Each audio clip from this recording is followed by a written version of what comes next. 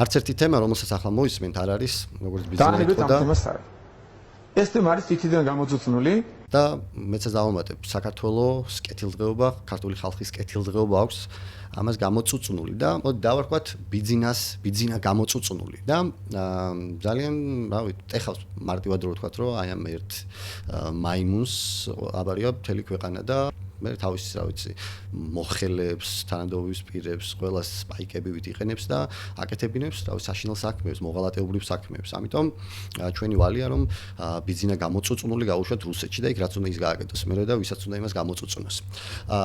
ახლა ძალიან მნიშვნელოვანი თემა შევეხები, რომელიც არის ვიზა ლიბერალიზაცია და რომელიც არის ქართველი ერის ძალიან მნიშვნელოვანი მონაპოვარი. ბევრ ქართველს პირდაპირ ეხება ვიზა ლიბერალიზაცია და ბევრ საკითხს ეხება და ეს არის მნიშვნელოვანი ჩვენი მართლა კეთილდღეობისთვის.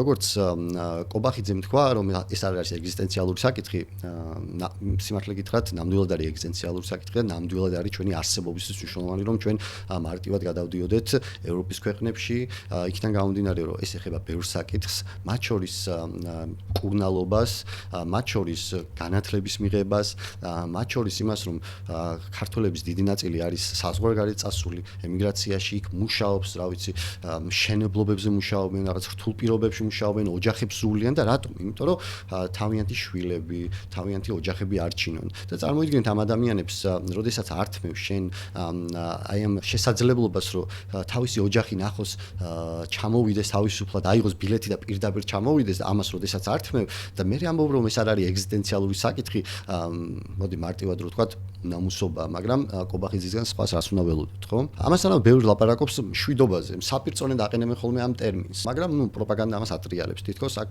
ვიღაცებს ომის დაწყება უნდათ და აბსურდული სისულელეები, მაგრამ მოდი შევადაროთ ერთმანეთს რუსული მშვიდობა და შევადაროთ ევროპული მშვიდობა. საქართველოს ხდება ის, რომ აქტივისტებს არბევენ, ანუ მათი გამოხატვის ფორმა არის ძალიან დახშული და ჯარიმებთან ერთად დაკავებები, ადმინისტრაციული პატრონობის გაზრდა, სისხლით დაკავებები და ასე შემდეგ. ხედავთ რაც ხდება მოკლედ. რა ხდება საგარეო პოლიტიკაში? რუსული მშვიდობა არის წმინდად ოკუპაციური, ანუ ჩვენი ტერიტორიები რუსეთს აქვს ოკუპირებული, ხო, ეს ხო ყველასთვის ფაქტია, ხო? და რა, კიდე რა შეიძლება ვთქვათ, ჩვენ ასევე უფლებები გვაქვს ყოველ ნაბიჯზე შეზღუდული. არ გულისხმობ მხოლოდ აქტივისტებს და იმ ადამიანებს, ვინც გარეთ გამოდის და ესე ხმამაღლა აპროტესტებს ყველაფერს. უკვე ჩვეულებრივ ადამიანებსაც ქუჩაში აჩერებენ, მიყავთ გადამოწმებაზე, აშარდინებენ და ასე შემდეგ, ხო? ისევ ის რაღაც მავნე პრაქტიკა დააბრუნეს. და რატო ხდება ეს? იმიტომ ხდება, რომ თვითონ რეჟიმს უნდა იმის დემონსტრირება, რომ აი მე ვარ ძლიერი და შეყოლთვის დაგჩაგრავ. და ზუსტად ეს არის, აი, როდესაც ვლაპარაკობთ რუსულ მშვიდობაზე, ქართული ოცნების მშვიდობაც არის ანალოგიური.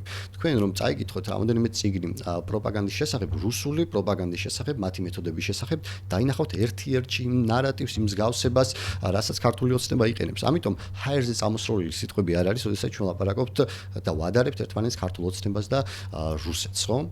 და პარალელურად მოდი ევროპულ მშვიდობაზეც ვილაპარაკოთ. რა არის ევროპული მშვიდობა? ევროკავშირი ზოგადად იმიტომ შეიქმნა, რომ ომები არ ყოფილიყო. ანუ პირველ რიგში პირველი დათქმა ეგ იყო, რომ ყოფილიყო მშვიდობის გარანტი მისი წევრი სახელმწიფოებისთვის. ანუ ხო ხედავ, იქით გეუბნებიან, რომ პირიქით ევროპას უნდა ჩვენი ომი და ასე შემდეგ, მაგრამ ძირითადი მიზანი რაც აქვს ევროკავშირს არის ის, რომ ომი არ იყოს და არის ის, რომ მშვიდობა სუფევდეს ყველგან. და ჩვენც ამისკენ ვისწრაფოდით.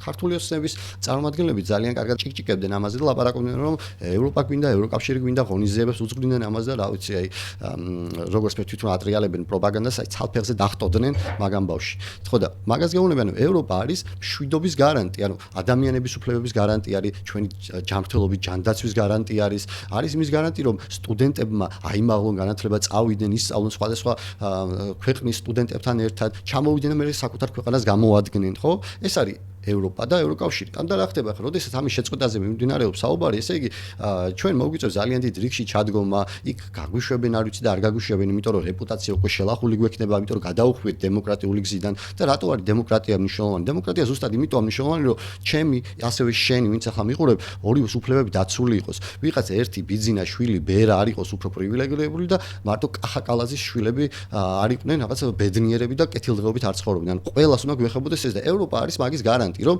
ყველა თანაბრად იყოს დაცული, ყველა თანაბრად იყოს ბედნიერი და ყველა შეეძლოს ნორმალური არსებობა ქვეყანაში. და ეს არის ბიძინა ივანიშვილი თავის გუნდთან ერთად ცდილობს ეს ერთი ადამიანი, რომ თქვენ ეს კეთილდღეობა წაგართოთ, ჩამოგაშოროთ ყველა ის დასავლური ღირებულება, ის უფლებები, რაც გაგვაჩნია, ხო? რაც უნდა გაგვაჩნდეს, ასე ვთქვათ.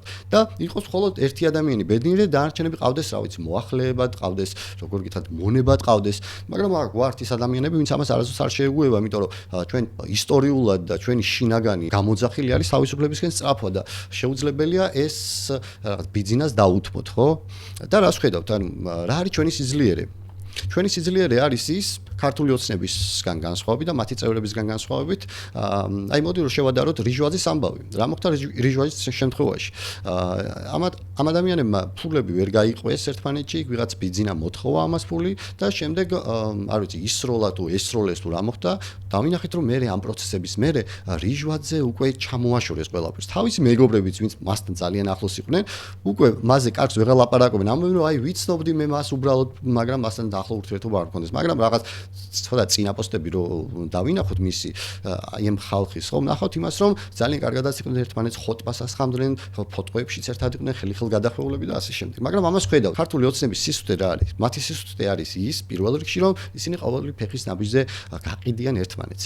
ერთმანეთს ისე მოისურიან, რომ ამაზე არც დაფიქრდებიან. და ჩვენი სიძლიერე რაში მდგომარეობს? იმაში, რომ ჩვენ გასაჭირში, გაჭირვებაში ერთმანეთს არ ვტოვებთ და პირიქით, აი ხელ ჩავკიდებთ ხოლმე ერთმანეთს და წინ მივიწევთ როგორი რთული მდგომარეობის წინაშეც არ უნდა ვიყოთ, იმიტომ რომ სწორები ვართ, იმიტომ რომ მართლები ვართ და ვიცით რომ ჩვენი რაღაც შინაგანი ხმის, ჩვენი სინდისის გამოძახილია ის, რომ ჩვენ იქ ვიდგეთ, სადაც ახლა ვდგავართ. და ამის გამოძახილი იყო ასევე ის, რომ თვალჭრელიძის ქუჩიდან, როდესაც გამოასახლეს დევნილები, ჩვენ მივედით მეგობრები და დაუდექით ბოლომდე მათ გვერდში. არა იმიტომ რომ მათ ვიცნობდით, არა იმიტომ რომ რაღაცა არ ვიცი რა შეიძლება, ხო? არა იმიტომ რომ მათ ვიცნობდით. პირველად ნახეთ ამ ადამიანების შესახებ, პირველად გავიგეთ მათ შესახებ, სოციალური ქსელებიდან გავიგეთ და მივედით იქ ძალიან მალე, იმიტომ რომ ეს მხოლოდ ერთი ადამიანის გაჭირვება არ იყო და რომ ყოფილიყო მხოლოდ ერთი ადამიანის გაჭირვება, ხო, ჩვენ მაინც მივიდოდით მათთან, იმიტომ რომ არ შეიძლება უსამართლობას შეეგუო, პირიქით, უნდა ებრძოლო უსამართლობას და ამ შემთხვევაში აუცილებლად გავიმარჯვოთ. და რა ხდებოდა თვალჭრელიძის ქუჩაზე?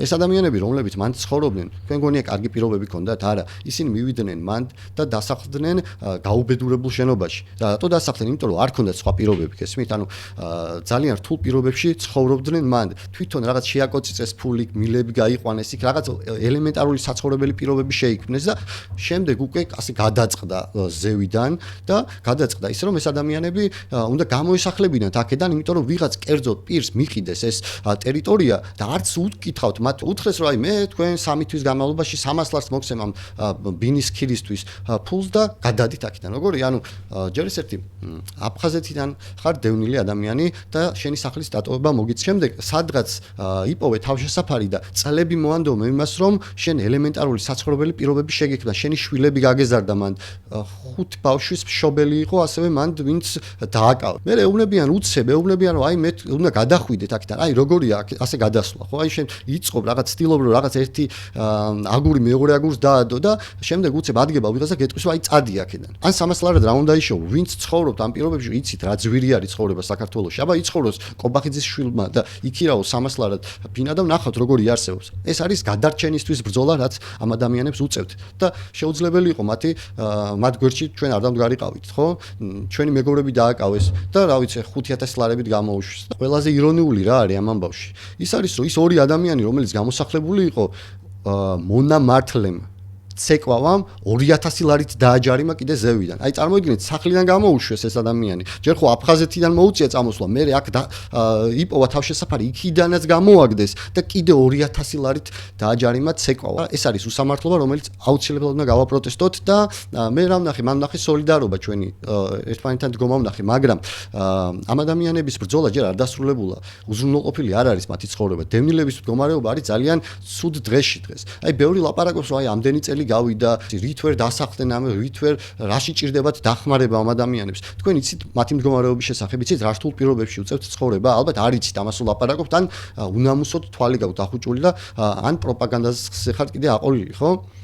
ელემენტარული მაგალითები შეგვიძლია მოვიყვანოთ იმ ტრაგედიის, რაც ამ ქვეყანაში ხდება. 2022 წელს ზურაბ ჭიჭოშვილი, რომელიც სასტუმრო ქართლის აი სანატორიუმში ცხოვრობდა, გადმოხდა და თავი მოიკლა. იცით რატომ? როდესაც ის სახელმწიფო პირდებოდა მათ ბინებს, იმდენჯერ გაუწელეს ეს და იმდენჯერ გადაუტანეს ეს, რომ იმდენად აბსურდული გახდა ეს პროცესი, რომ ეს ადამიანი ავიდა სახურავზე და იქიდან გადმოხდა. აი ხო ხვდებით რა რეალობაში გვიწევს ცხოვრება და ვიღაც ლაპარაკობს, რომ აი გამოთითქმული ამბები არისო. ეს ხო ჩვენი რეალობაა. ამ ადამიანმა თავი მოიკლა იმისთვის, რომ ელემენტარული საცხოვრებელი პირობები არ ქონდა. და კიდევ უფრო ირონიული რა არის ამ ამბავში? გამოძიება სისხლის სამართლის კოდექსის 115 მუხლით დაიწყო, რაც თვითმკვლელობამდე მიყვანას გულისხმობს. და ვინი მიიყვანა ეს ადამიანი თვითმკვლელობამდე? სახელმწიფო ხო არა შემთხვევით.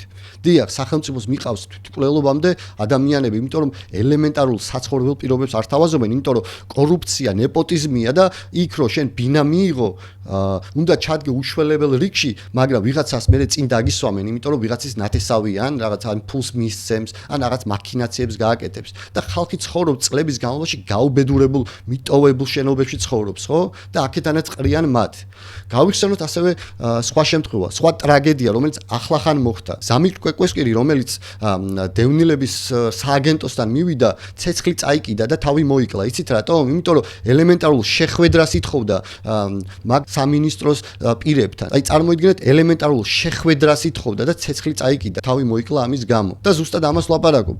ადამიანები სახელმწიფოს მიყავს თვითმკვლელობამდე. გესმით რას ვლაპარაკობ? ანუ ადამიანები სახელმწიფოს მიყავს თვითმკვლელობამდე და ამასზე პასუხისმგებლობას არავინ არ იღებს, მათ შორის დავით ფაცაცია, რომელიც აფხაზეთის ავტონომიური რესპუბლიკის მინისტრად არის დანიშნული. და იცით ვისიც სიძეა? კობახიძის სიძეა. და იცით რა თანამდებობებზე უმუშავია? აი თქვენ რო გეუბნებიათ, აი უცხოური გავლენის აგენტები არიანო, ევროპა ცუდია, აი თქვენ ნახავთ ახლა ჩამონათვალში ერთს, მეორესაც და მესამეც, სადაც უმუშავია. ახლა ეს აქ რო არის მოჭიმული და ფულებს რო ღუნავს თქვენი დევნილების ხარჯზე. აი ეგ არის ტრაგედია რა. ამას ვლაპარაკობ. მე იცით რა შვებიან, როდესაც არჩევნების პერიოდი მოდის, ყველგან დადიან ესენი რა, დევნილებთან მიდიან და ეუბნებიან, რომ ჩვენ მოგვეცით ხმა, ჩვენ დაგვიდექით გვერდში და ჩვენ უკეთეს პირობებს შეგიქმნით. არასოდეს არ დაიჯეროთ ეგ, იმიტომ რომ ქართული ოცნება თქვენ კარგ პირობებს არასდროს შეგიქმნით, მეგობრებო. იქიდან გამომდინარე, რომ მუდმივად უნდათ ამ მდგომარეობაში რო იყოთ. ეს მათთვის არის რა, რაღაცა კოზირივით არის რა, რაღაცა არის, რასაც ყოველთვის გამოიყენებენ თქვენ წინააღმდეგ. გეტყვიან რომ აი კი არჩევნები ჩაივლის და ჩვენ დაგეხმარებით, ბინებს გადმოგცემთ, იქ დაგასაქმებთ და ასე. არ დაიჯეროთ არასოდეს. ქართულ ოცნებას დევნილები კიდია ფეხებზე. პირდაპირ მნიშვნელობით. ამას გეუბნებით მე. იქიდან გამომდინარე, რომ ჩემი ოჯახიც აფხაზეთიდან არის. და ზუსტად ვიცი რა პერიოდი გაიარეს, როგორ ცხოვრობდნენ და ასე შემდეგ. ამიტომ თუ გვინდა რომ ღირსეული საცხოვრებლები, ღირსეული პირობები გქონდეს, ამას საარჩევნო დაპირებებით არავინ არ მოგწევს. ამას ჭირდება ბრძოლა და ერთმანეთის გვერდით დადგომა. ამიტომ, როდესაც თქვენს მეგობარს, როდესაც თქვენი ოჯახის წევრს, ან უბრალოდ ნაცნობს, გაიგებთ რომ დახმარება ჭირდება, იბრძვიან ან ასახლებენ სახლიდან, ან უსამართლოდ ექცევიან, მათ გვერდში უნდა დადგეთ. როდესაც ჩვენ გვერდი დავდგებით, ბიძინა გამოწუწულმა, აი ამ შემთხვევაში შეუძლებელია გაიმარჯვოს. და ამას ჭირდება ერთად დგომა. ასევე დამავიწყდა რა თვალჭრელიძის ამბავზე 1-2 სიტყვით ვილაპარაკე, მაგრამ დამავიწყდა როგორი მდგომარეობა იყო მან, პროცესის მონაწილე ვიყავი და ვაკვირდებოდი ყველა ამბავს. ჯერის რომ ძალიან ბევრი პოლიციელი მოიყვანეს. სპეცრაზმელები მოიყვანეს, გედედეს ავტობუსები იდგა. კორპუსში ჩააყენეს ტიტუშკები, რომლებსაც ნიღბები ეკეთა და იქიდან იგინებოდნენ. კალაძე რითია ცნობილი? კალაძე არის ცნობილი პასუხისმგებლობისგან თავის არიდებით. ყველგან ამას ამბობს, რომ აი რა ჩემი ბრალია, აი მე ხო ვუთხარი, ეს ჩემი ბრალი არ არის, ეს სხვას ეხებოდა და ესე კალაძე მესამე ვადით უნდა ეხა რომ მოვიდეს და უკვე რამდენი ადამიანის სიკვდილი არის მის კისერზე, თქვენ თავად დაითვალეთ. და რა სჭირდებათ დევნილებს? დევნილების დაკმაყოფილებას, რაც სჭირდება ორჯერ მეტი დახარჯეს ჯასტინ ტიმბერლეიკის კონცერტის გასამართად. აი წარმოიდგინეთ იმისთვის რომ სანახაობა ეჩვენებინათ. ხალხისთვის თითქოს ყველაფერი კარგადაა. ჩამოიყვანეს ეს ადამიანი და დროშასაც კი გადაუარა. და არც ერთი ქართული ოცნებიდან ამას არ გამოხმაურებია, როდესაც ძალიან კარგად ეხმაურებიან რუსეთის დროშის დაწვის საკითხს. ამაზე ლაპარაკობენ სულ, მთელი პროპაგანდა ააგორეს მერე რომ აი როგორ შეიძლება ეს რაღაც ქსენოფობიური განქმედებები კეთდება და ესეთ რაღაცებს ლაპარაკობენ. არც ერთს არ გაუმახვილებია იმაზე, რომ აი ამ მომღერალმა, რომელიც ხოცემა ჩამოიყვანეს, დროშას, საქართველოს დროშას ფეხით დაადგა და აი მოისროლა. ამას არ ვლაპარაკობთ. ათობით მილიონს უხდიან ვიღაც მომღერალს და სახლიდან ასახლებენ ხუთი შვილის დედას, პატარა ბავშვებს. რა უნდა დარჩეს მის ცნობიერებაში? საქართველოს როგორ უნდა აირეკლოს, დაილექოს მის გონებაში, როდესაც ბავშვობისას მას სახლიდან გამოასახლებენ. რა შთაბეჭდილება უნდა დარჩეს? ზოგადად ქვეყანაზე ამ მთავრობას ხო არის ის ხო არ დაიწყებს ხა იმ კონკრეტულ დროს რომ აი ქართულმა ოცნებამ გამიკეთა და ასე შემდეგ, ხო? ის იტყვის რომ საქართველოს მე გამიკეთა ეს რომ სახლიდან გამომაგდო. ხო? და პარალელურად ბავშვებს ასახლებენ და პარალელურად აი ეს კონცერტი იმართება და რა ვიცი, აი ძალიან ბევრ ფულს ხარჯავენ თავიანთ კეთილდღეობაში, მოკლედ რო ვთქვათ რა. და საბოლოოდ მინდა ცოტა პოზიტიური ნოტაზე დავასრულო საუბარი. ჩვენ როგორც იცით, გვაქვს ესეთი პროექტი მეგობრების წამოწყება, რომელსაც ქვია ექსკურსი და დავდივართ ჩვენს თანამოაზრეებთან რეგიონებში, სხვადასხვა ქალაქებში. და მინდა გითხრათ, რომ ამაზე მებრძოლი ხალხი, ამაზე ძლიერი ხალხი და ამაზე განათლებული ხალხი მე არ მინახავს და ძალიან მიხარია, რომ მათ თანამებრძოლად ვიწოდები. ძალიან ბევრი პრობლემაა რეგიონში. ყველა ქალაქში ბევრი ერთმანეთს გაქვს, ზოგი ცოტა განსხვავებულია, მაგრამ აქვთ ერთი დიდი საერთო, რომ მათ არ აინტერესებთ არც თვითმმართველობის არჩევნები, არც რაიმე ფორმით დათმობებზე წასვლა. მათ ერთადერთი აინტერესებთ გამარჯვება და ამ გამარჯვებისთვის მართლა თავი აქვთ გადადებული. და მე მიხარია, რომ ჩვენ გვეძლევა იმის შესაძლებლობა, რომ მათ გავეცნოთ, დაუმეგობრდეთ ამ ადამიანებს. იმიტომ რომ საქართველოს წარმატება, საქართველოს გამარჯვება ზუსტად ასეთ ადამიანებზეა დამოკიდებული.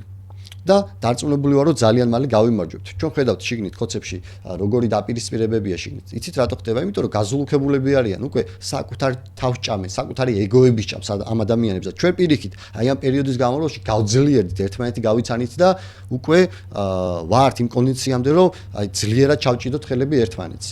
და აუცილებლად გავიმარჯვებთ. ყველაფერი ძალიან მალე მოხდება მეგობრებო. გემშვიდობებით.